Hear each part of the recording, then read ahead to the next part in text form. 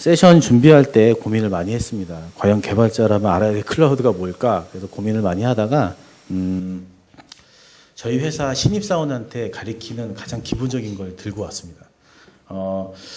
저희가 사무실에서 클라우드 기반으로 일을 하고 있는데 그런데 개발자들한테 쓰라고 하면 사실 굉장히 잘 씁니다. 잘 쓸 수밖에 없고 개발자랑 거의 비슷하니까 잘 쓰는데 문제는 클라우드가 뭔지도 모르고 쓰고 있다는 거죠. 그게 사실 굉장히 문제인 것 같고 그러다 보니까 소프트웨어 설계하는 방식들이나 이런 것들이 예전 방식들을 그대로 쫓아가고 있다라고 해서 저희가 신입사원들에게 설명을 할 때 클라우드에 대해서 기본적으로 알아야 될 것 정도 한 열 몇 가지 정도를 교육을 많이 시키고요. 세뇌를 좀 많이 시킵니다.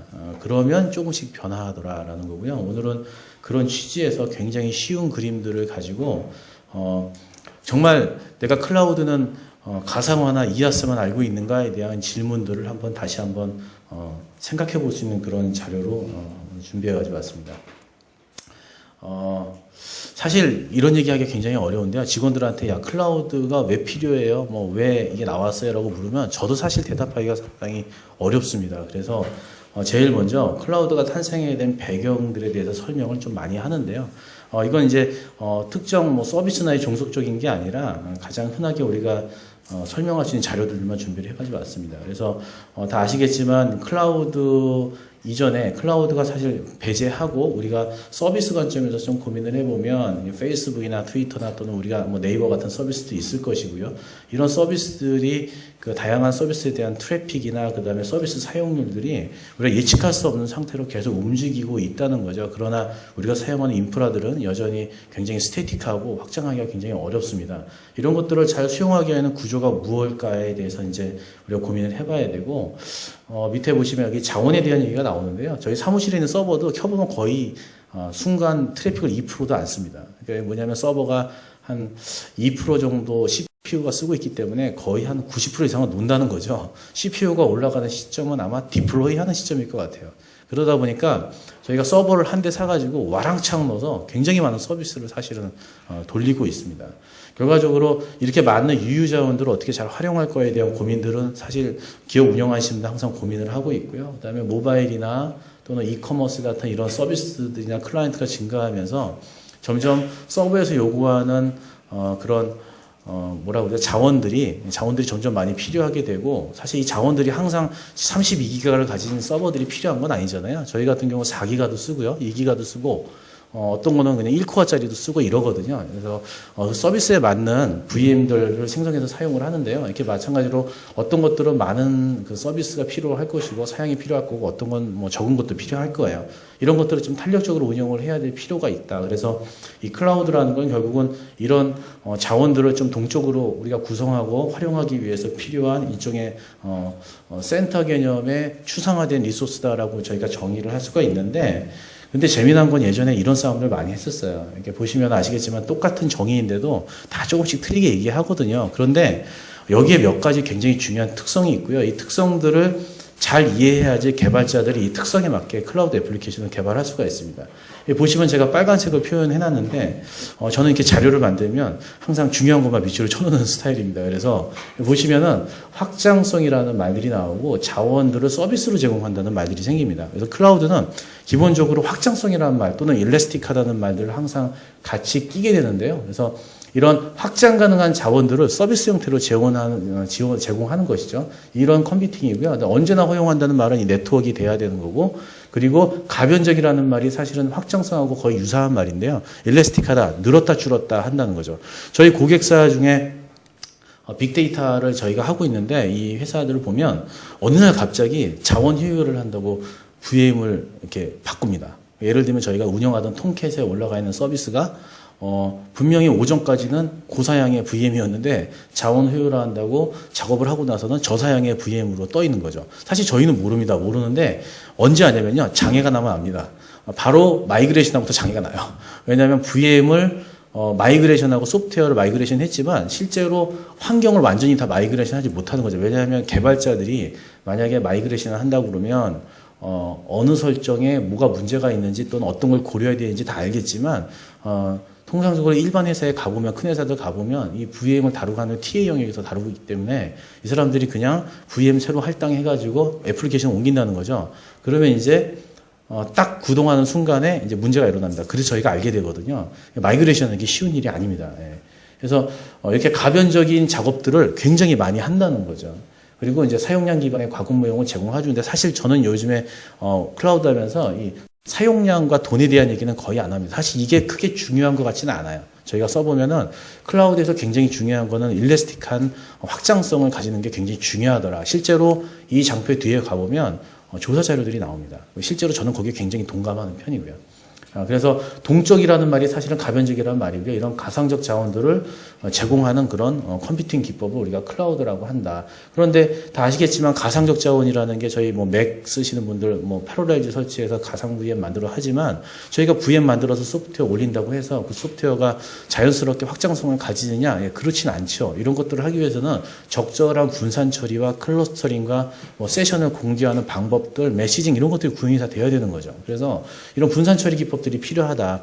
저희는 이제 한국 같은 경우는 사실 클라우드가 지금까지 이렇게 많이 필요하지 않았어요. 규모도 작고 특별하게 이걸 써야 할 만큼 내수 시장이 그렇게 뭐 탄력적이지도 않았기 때문에 이제 그러다 보니까 분산 처리 기술이나 이런 게 기술 확보가 안 돼가지고 어려웠는데 최근 추세는 클라우드를 써야 되겠다고 하는 의지들이 굉장히 많이 있고 그 다음에 기업들은 이아스에서 이제 파스 레벨로 점점 올라가고 있는 그런 추세에 있습니다. 그래서 관심을 가져야 될 필요는 있고요.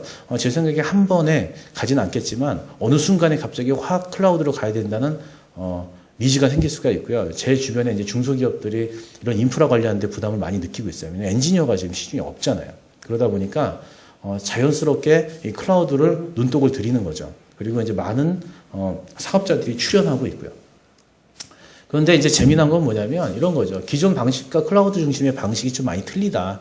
클라우드 방식은 사용자 중심이다. 즉 뭐냐면 기존의 방식은 제가 업체들한테 얘기하면 하드웨어 갖다 주잖아요. 그런데 이 방식은 뭐 한번 하려면 시간이 오래 걸립니다. 예를 들면 저희가 예전에 서버 업그레이드를 하는데 메모리 업그레이드를 하는데 전화를 했더니 벤더에서 한 달 후에 메모리가 도착한다는 얘기들을 하는 거죠. 저희는 굉장히 민감한 사항이거든요. 당장 해야 되는데 한 달 후에 온다고 하니까.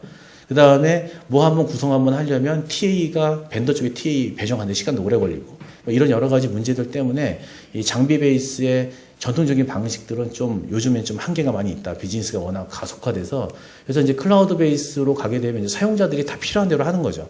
근데 이게 업체들이 예를 들면 이제 클라우드 서비스 제공하는 IBM이나 이런 데서 제공하는 서비스가 상당히 많이 자동화되고 잘 만들어져 있지만 이것만 가지고는 우리가 실제 운영하는데 충족을 할 수 없다. 더 많은 일들을 해야 되거든요. 이제 오늘 아마 이 후반에 이제 그런 내용들이 아마 나올 것 같습니다. 그래서 사용자가 필요로 하는 것을 직접 셀프 서비스를 하면서 동시에 IT 자원을 모니터링을 하고 바로바로 빌려 쓰면서 가용률을 높이는 작업들 이런 것들이 이제 클라우드다라고 정의를 하면 저희는 이걸 굉장히 엔지니어한테 강조를 많이 합니다. 자, 클라우드 컴퓨팅이라는 게 뭐냐라고 하면은 이런 속성을 다 알아야 된다라고 얘기를 하는데요. 위키피디아에 있는 내용들인데 사실 물어보면은 클라우드에 대해서 저렇게 이 속성들을 얘기하는 엔지니어는 거의 없다 이렇게 저희는 보고 있어요. 대표적인 게 이런 거죠. 디바이스와 위치의 독립성을 가져야 된다라는 얘기들. 그 다음에 또 하나는 멀티 테넌시 이 뒷부분에 얘기할 건데요. 이 멀티 테넌시를 확보하고 애플리케이션을 개발하는 국내 개발하는 업체가 거의 없죠. 멀티 테넌시 자체가 어려운 개념이고요. 전 세계적으로 이 기술을 확보하는 게 많지가 않아요. 그래서 멀티 테넌시 베이스에 우리가 클라우드 애플리케이션을 만든다? 그러면 제가 보기에는 굉장한 기술을 갖고 있는 곳입니다. 그 다음에 스케일러빌리티 같은 경우는 온디맨드하고 다이나믹이 있잖아요. 이게 뭐냐면 저희가 운영 중에 어떤 소프트웨어의 서비스 이용률이 높아져서 이제 CPU나 메모리가 차기 시작하는 시점에는 우리가 동일한 기능을 수행하는 가상 머신을 빨리 디플로이를 다시 복제를 하든 해서 해가지고 시스템의 성능을 유지시켜줘야 되거든요. 그래서 보시면은 성능을 모니터링하고 일관성 있는 방식으로 항상 성능이 유지가 돼야 되는 거죠. 이걸 하기 위해서는 온디맨드 프로비저닝을 해야 됩니다. 사실 개발자들은 이 온디맨드 프로비저닝을 하기 위해서 클라우드 애플리케이션 개발하는 사람들이 운영하는 사람들이 스크립트를 많이 작성합니다. 저희 같은 경우도 뭐 예를 들면 뭐 A 업체의 클라우드 서비스를 사용하게 되면 거기 있는 거 그냥 쓰지 않아요. 왜 그러냐면 거기 있는 거 그냥 쓰게 되면 기본으로만 만들어지거든요. 그럼 저희가 그 다음부터 해야 될 애플리케이션의 배포나 설치나 구성은 수작업으로 다 해야 되는 거죠. 이런 작업들이 너무 오래 걸리니까 프로비저닝을 애플리케이션의 소프트웨어 스택 설치까지, 그 다음에 컨피그레이션까지 다 자동으로 한다는 거죠. 그렇게 하지 않으면 동시에 몇십 대나 몇백 대의 서버를 관리할 수가 없는 거예요. 그래서 이런 프로비저닝이 굉장히 중요하고 개발자들이, 운영자들이 하는 굉장히 많은 일들이 이 프로비저닝 하는 스크립트 작성하고 그리고 제대로 프로비저닝 되는지 확인하는 과정들이더라.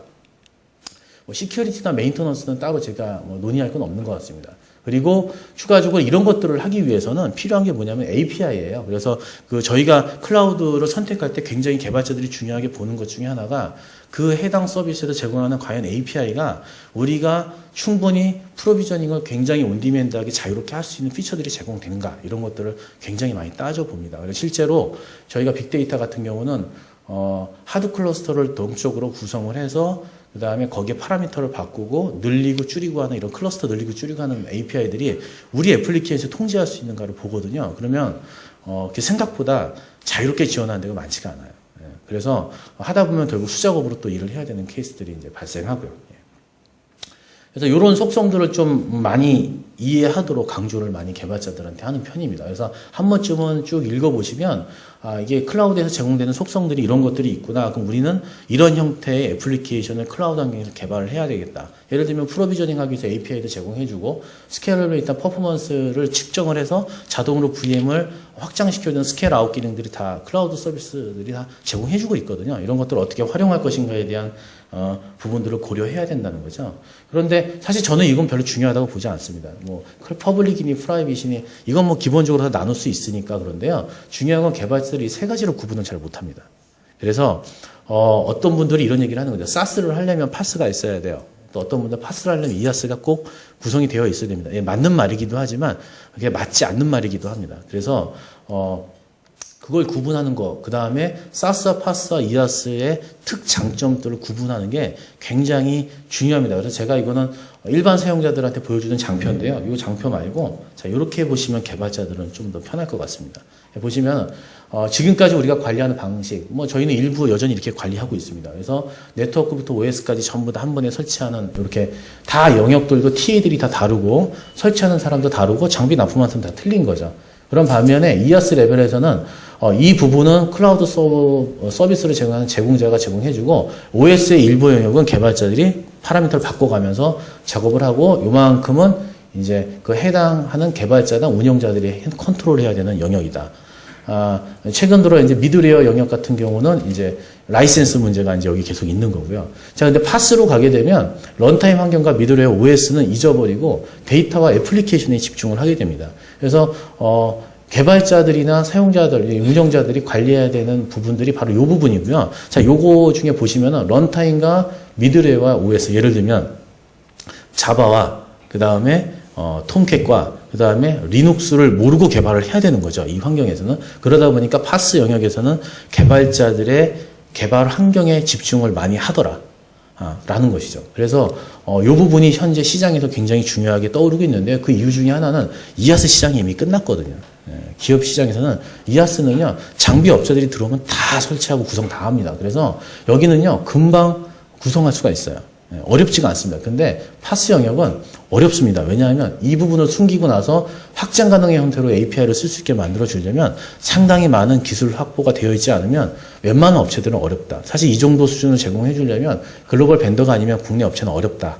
이렇게 보셔야 될 것 같아요. 그래서 그렇지만 이제 기업들이 이제 이 부분에 대해서 시도를 많이 하고 있는 거고요. 그 이유는 요 밑에 단까지 이제 관리하기가 어려워지고 있다라는 거를 기업들이 느끼고 있다는 거죠. 예. 그 다음에 이제 사스 레벨에서는 사실은 개발자 영역이 아니라 이제부터 유저 영역으로 넘어가게 됩니다. 그래서 유저들이 이런 애플리케이션을 사용하는 레벨로 넘어가게 되는데요. 이 뒷부분에 보시면 뭐가 나오냐면 테넌트 레벨이 나옵니다. 그 레벨을 개발자들이 집중적으로 좀 보셔야 될 거고요. 근데 재미난 거는 보시면 여기 보시면은 이게 많이 나오는 인용하는 표잖아요. 보시면은 이거 넘어가네요. 여기 보시면은 2010년부터 11년까지 쭉 보시면 클라우드 컴퓨팅이 가다가 내려가죠. 자, 보시면 이건 인프라에 거의 가깝다고 보셔야 돼요. 클라우드 컴퓨팅이라는 주제가 나오고 나서 인프라를 구축하는 단계라고 하면 이 다음 단계에서부터 보시면은 인프라가 아니라요.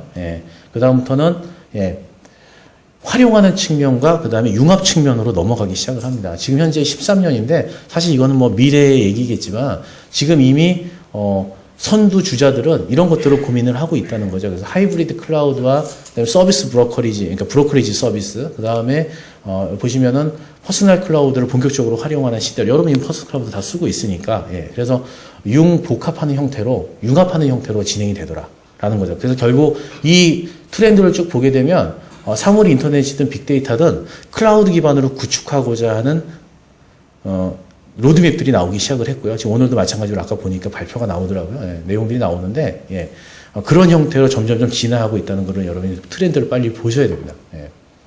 그 다음에 이제 보시면은 요거 모델인데요. 제가 이제 보시면은 1980, 이건 미국 얘기니까 지금 현재 우리나라보다 한 10년 정도 전이라고 생각을 하십시오. 그래서 생각하시면은 조금 맞을 것 같아요. 그래서 80년, 우리나라 지금 90년, 2000년, 2010년 이렇게 보시게 되면 대략 얼추 맞을 것 같은데요. 보시면은 이겁니다. 가격은 싸지면서 커머디티한 하드웨어가 나오기 시작을 하죠. 다 아시겠지만 싼 건 비지떡이라고 써보시면 고장이 잦아요. 메인프레임하고는 틀리죠. 옛날 뭐 텐덤 장비, 유닉스 계열 이런 거랑은 지금 인텔 머신하고는 등급이 많이 틀리잖아요. 다만 성능도 더 좋아졌고 메모리 값도 싸지고 하니까 단일 머신의 성능이 워낙 좋아서 더 잘 나온다는 거죠. 퍼포먼스들이. 서비스의 퍼포먼스 훨씬 더 잘 나온다. 다만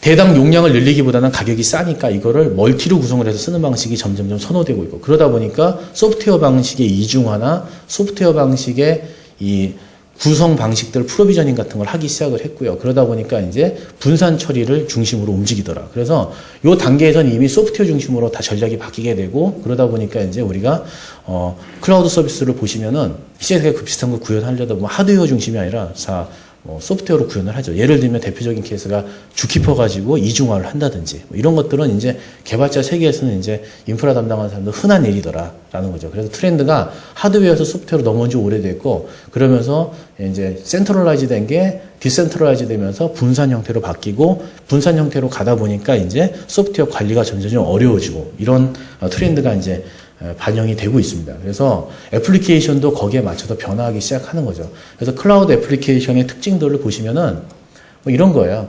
이중화 모델 있죠. 애플리케이션이 장애를 스스로 인지하도록 만드는 거죠. 예를 들면 저희가 애플리케이션 구성할 때 빅데이터 쪽에는 이제 아파치 주키퍼 같은 오픈 소스가 있는데, 이 오픈 소스를 활용을 하시면 우리가 소프트웨어적으로 로드 밸런싱 하는 작업들을 구현을 할 수가 있습니다. 예를 들어서 특정 주키퍼 안에다가 저희가 이제 로드 밸런싱을 해야 될 그 통캣 서비스들 IP 리스트가 들어있는 거죠. 그 안에.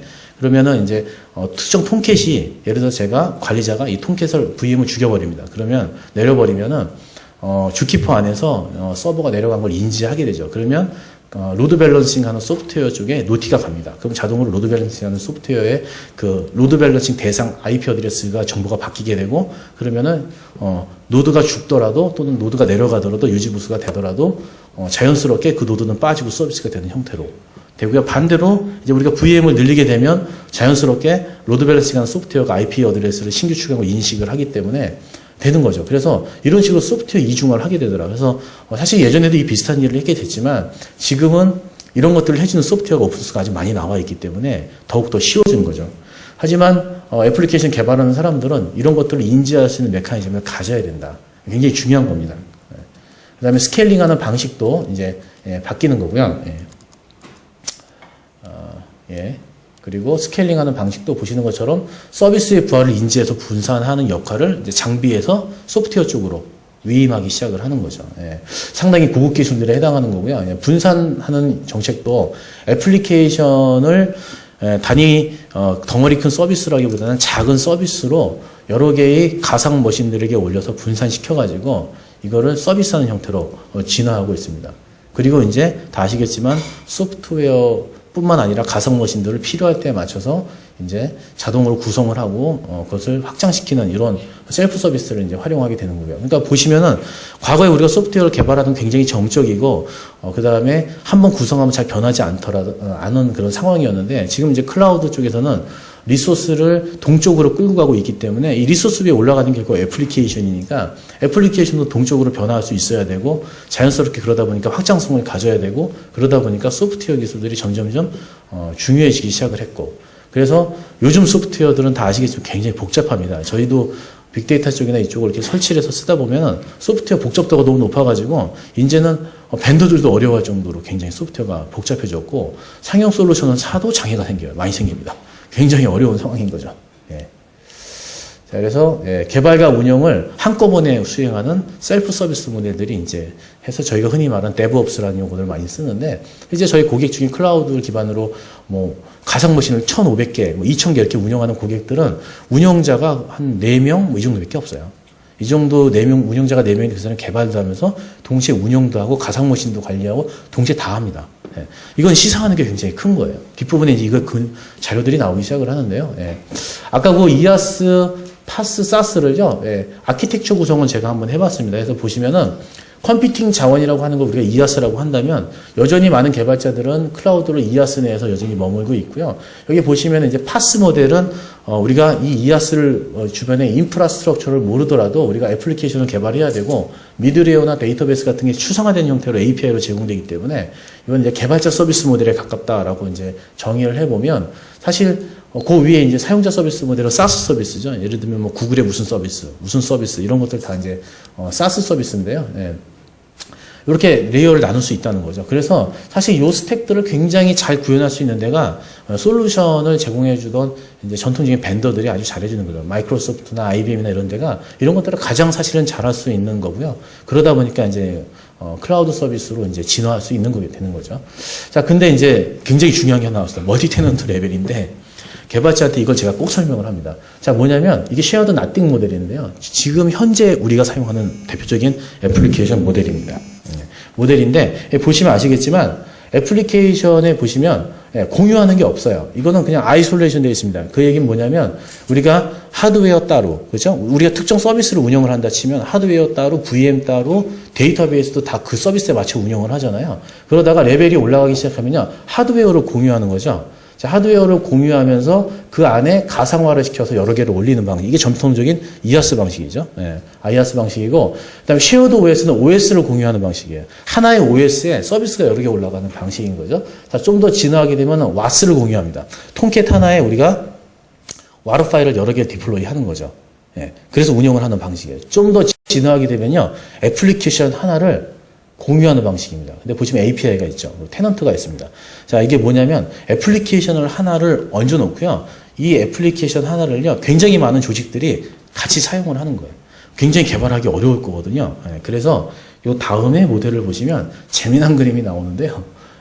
여기 보시면은 이건 아까 그림의 반대로 그려진 그림이고요. IBM 사이트에서 제가 디벨로퍼 업스에서 있어서 제가 참고를 해서 갖고 왔는데, 보시면 여기도 애플리케이션이 다 공유되죠. 공유하고 미드웨어를 공유하고 VM이 나눠져 있는데 이제 VM 다 별도로 되어 있고 OS가 나눠져 있고 하드웨어가 나눠져 있고, 예, 동일한 그림인데요. 예, 여기에 보시면은 어떤 그림이 중요하냐면 요 숫자가 중요한 겁니다. 요 숫자를 보시면은 자, 여기는 테넌트, 예를 들면 제가 A라는 조직의 서비스를 제공해 주는 거죠. 그리고 B라는 조직도 서비스를 제공해 줍니다. 그런데 쉐어드 나띵 모델을 공유하는 게 없기 때문에 각각의 이런 A 조직, B 조직의 테넌트에다 제공해 주는 데이터 양이 많아지죠. 예를 들면 가상 머신도 따로 만들어야 되고 스토리지도 다 따로 만들어야 되고, 그런데 공유를 많이 하면 할수록 양이 줄어듭니다.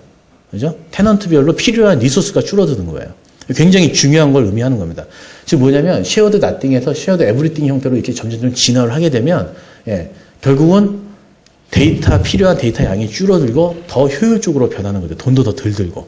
결국 우리가 추구하는 방향은 일로 가야 되는 거죠. 그런데 일로 가려면 뭐가 문제냐면 여러분 여기서 굉장히 어려운 게 뭐죠? 예, 제일 어려운 게 뭘까요? 이 쉐어드 에브리띵 모델로 가게 되면 애플리케이션입니다.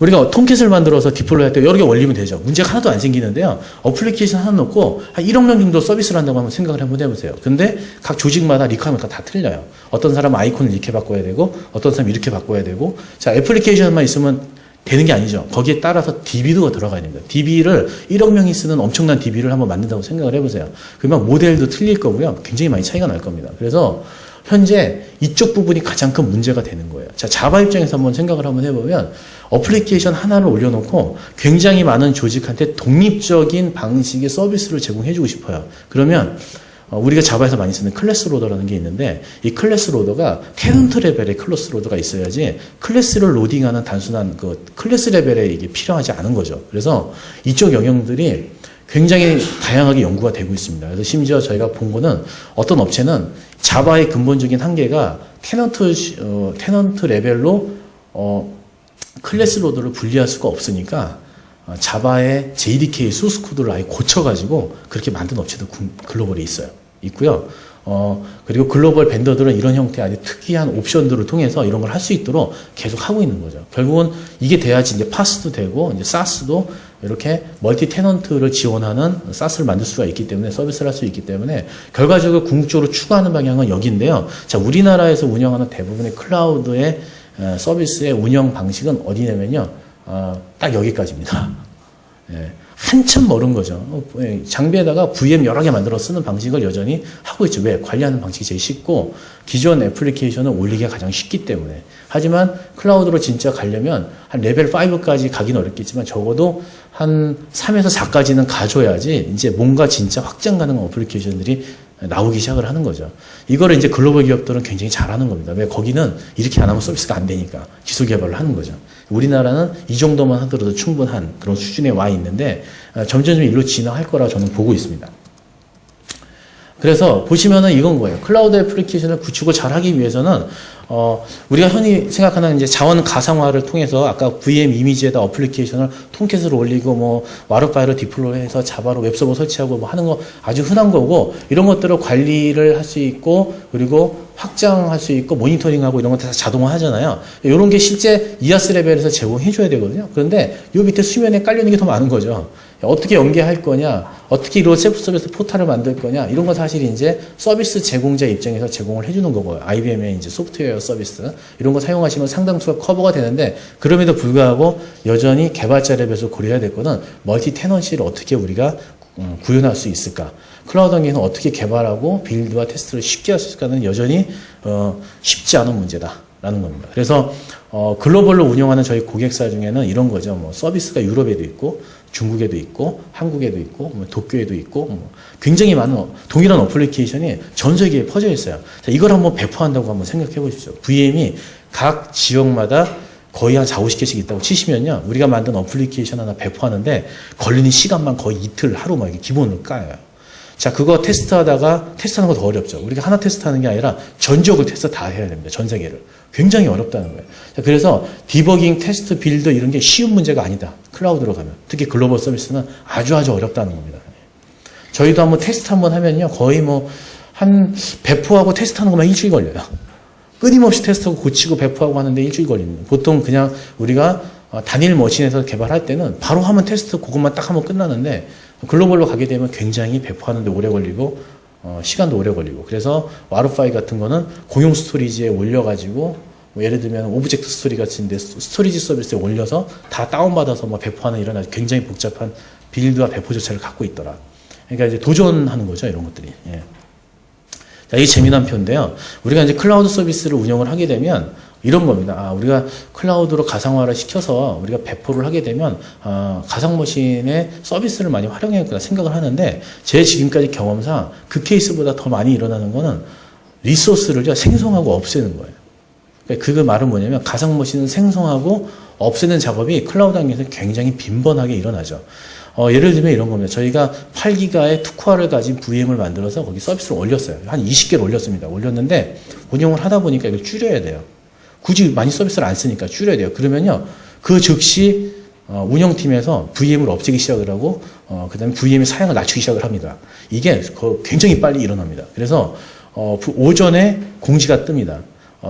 자원 효율화를 위해서 가상머신을 변경하겠습니다. 그러면 오후엔 이미 변경이 돼 있어요.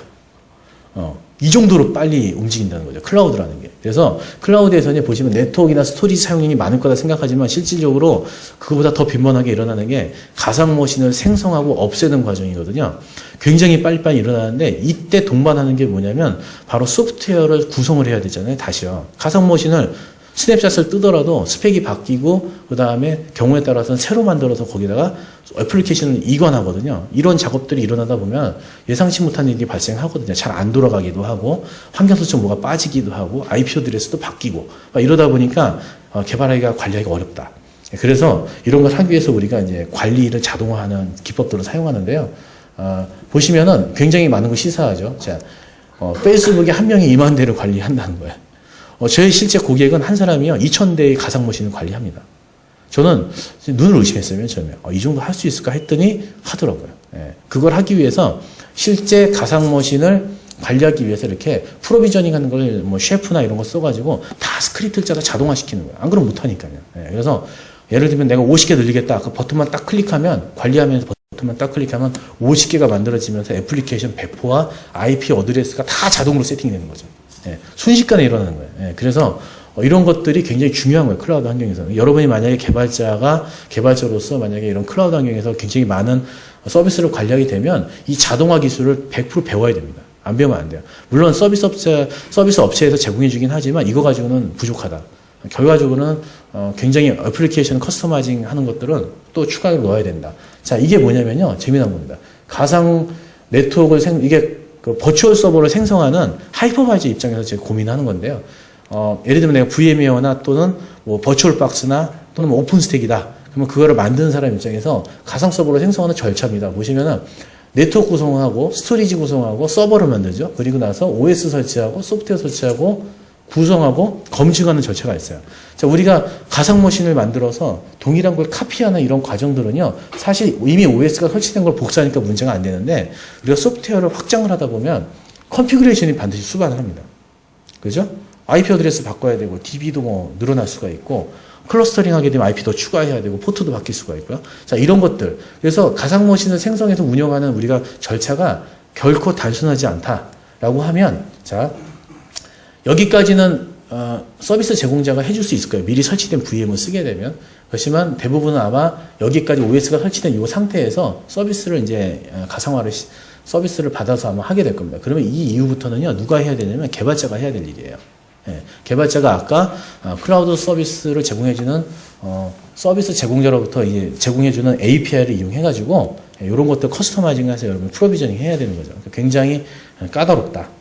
자, 보시면은 클라우드 선택하는데 굉장히 중요하게 작용하는 게 뭐냐면 스케일러빌리티입니다. 비용이 아니라 스케일러빌리티를 선택한 이유. 아까처럼 제가 말씀드렸지만 클라우드 서비스도 굉장히 많은 일들이 가상 머신을 생성하고 없애고 프로비저닝하면서 컨피그레이션 바꾸고 가는 작업들. 그래서 클라우드를 선택하는 많은 고객들이 굉장히 중요히 생각해 비용보다 더 우선이니까 높은 게 바로 확장성을 생각한다는 거죠. 예, 그래서 아까 자원 효율화 뭐 이런 것들 하면서 줄였다 늘렸다 굉장히 많이 한다. 그 다음에 뭐에 많이 쓰냐라고 봤더니 홈페이지나 웹사이트나 CMS 이런 쪽에 많이 쓴다. 실제로 많은 고객들이 이렇게 쓰고 있습니다. 예. 굉장히 시사하는 바가 큰 장표고요. 예. 그래서 지금 보시면 제가 여러 가지로 설명을 드렸는데 클라우드에서 일어나는 일들이 개발자가 생각하는 개발하는 환경이나 이런 게 가상화해서 비슷할 거라고 생각하지만 실제로 개발과 운영이 섞이기 시작하면서 개발자들이 해야 되는 일들이 더 많아졌고요. 그 일들 중에 상당수가 소프트웨어를 구성하고 그 다음에 가상화를 한 것들을 컨피그레이션하고 그리고 자원을 효율화시키기 위해서 생성했다 없앴다 하는 이런 과정들이 현재 수준에서 가장 많이 일어나는 일들. 두 번째로는 이제 아까 확정성을 가지기 위해서 그 가상 머신에 일종의 소프트웨어 HA나 이런 것들을 하기 위해서 이제 소프트웨어 설치해가지고 추가로 개발하는 이런 작업들이 많이 일어난다는 거죠. 그래서 생각보다 클라우드라는 게 훨씬 더 개발자 입장에서 광범위하다. 근데 많은 개발자들이 그 가상화 레벨에서 여전히 벗어나고 있지 못하는 거는 좀 문제가 있다. 그래서 이제 저희가 이 장표를 가지고 이제 신입사원들한테 설명을 좀 많이 해주면 기술적으로 좀 들어가면 이해를 못 하는 거죠. 왜냐면 들어본 용어들이 아닌 것들이 많으니까. 그래서 요 정도 수준에서 설명을 해놓고, 그 다음에 자, 일을 시켜요. 그리고 하나씩 가르쳐주면 굉장히 빨리 클라우드를 이해하게 되는 거죠. 그래서 요 정도 수준에서 제가 이제 발표 자료를 작성을 했습니다. 시간이 다 돼서 이제 발표를 마치도록 하고, 혹시 질문이 있으시면 뭐 한 개 정도만 받고, 끝나면 제가 밖에 있을 테니까 질문을 따로 해주셨으면 합니다. 네. 혹시 질문 있으십니까? 없으세요? 네. 빨리 마치겠습니다. 그럼. 이만 마치도록 하겠습니다. 감사합니다.